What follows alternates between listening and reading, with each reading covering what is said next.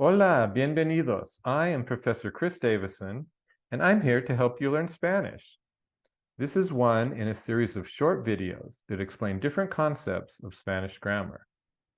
The entire series of videos can be found on my website, vamostutoring.com, along with other useful information on class schedules and apps and other resources to help you on your journey to learn Spanish. If you have any questions, feel free to reach out to me and I can help you with class schedules, tutoring sessions, or all sorts of other useful information. Enjoy the video. Muy bien. Here we go with our video lesson on the present tense of regular AR verbs. Okay, present tense, regular AR verbs. Okay. When we had our video earlier on ser and estar, our first two verbs we learned, I told you that I would teach you regular AR verbs, which you would enjoy much more because they have nice, easy patterns to them.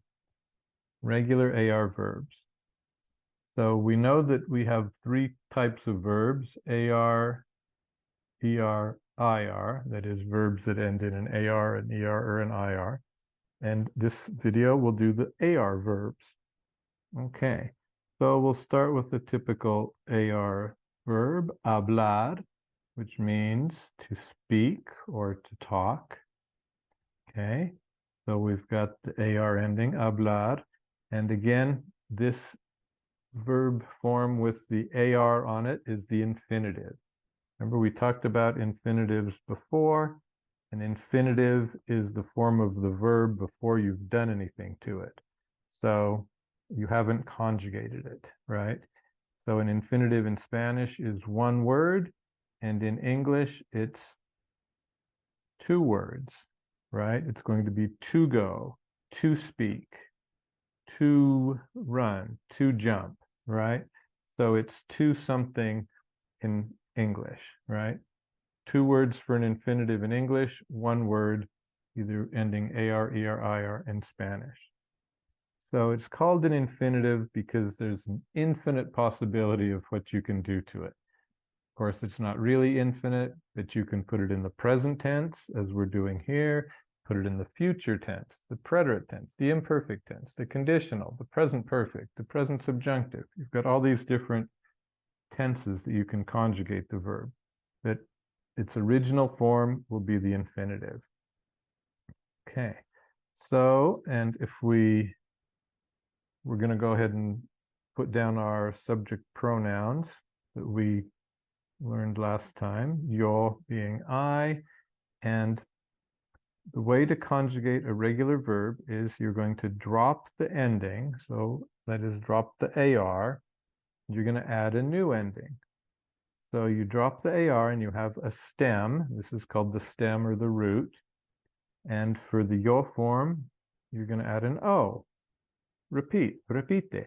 Yo hablo. Again, yo hablo. Again, we have our stem. For the to form, we'll add an AS. Repite. Tú hablas. Tú hablas. Okay, remember we said these three, él, ella, usted, he, she, you formal, they're the same form. We're going to have our root or stem, and we'll add an A. Repite. Él habla. Ella habla. Usted habla. Great. And now we have our plural forms. That first column is singular, second column is plural. We have our stem. For nosotros, we're going to add AMOS. Repiten. Nosotros hablamos. Again, nosotros hablamos. Great. For the vosotros, and we talked about this before, vosotros form is just used in Spain. In the Americas, for the informal plural two, we're going to go ahead and use the ustedes that's down here. We'll use the ustedes for the informal you and the formal you. Okay, so the vosotros, we're going to add a with an accent, is. So repeat, vosotros habláis. Again, vosotros habláis. And our last form in the third person plural is, after our stem, we'll add an an. Repiten. Ellos hablan. Ellas hablan. Ustedes hablan.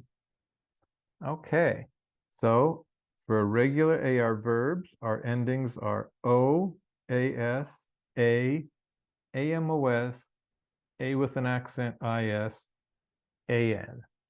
Okay, so for any regular AR verb, these are going to be our present tense endings. Now in Spanish, when you see a pattern, you really want to grab hold of the pattern, because patterns are going to help you remember the new language. They're going to help you learn faster. So since these are AR verbs, pay attention that they have all these A's in the endings, right? It's going to help you remember, especially when we start learning ER and IR verbs and we have E's in the endings. You don't want to suddenly put E's here. This is AR verbs, so go ahead and keep those A's. So if we take, I don't know, just any other regular AR verb, bailar, right? Which is to dance. So what are we going to do? We're going to drop the AR, and what are we going to have? Yo bailo, tú bailas, él baila, right? Ella baila, usted baila, nosotros bailamos, vosotros bailáis, ellos bailan, ellas bailan, ustedes bailan, right? So now this just opens up the language to all these new verbs, right? Mirar, right? To watch or to look at. AR verb, you're going to drop that. There's your root. Miro, miras, mira, miramos, miráis, miran, right? Verbs cantar, to sing, right? What are we going to do? Drop our AR. Canto, I sing. Cantas, canta. Cantamos, cantáis, cantan, right? And remember, like we talked about with ser and estar, even though we have these subject pronouns in Spanish, they're not necessary when you're speaking or writing, because from the way the verb ends, you know who you're talking about. If it's canto, you know it's yo, you know it's I sing.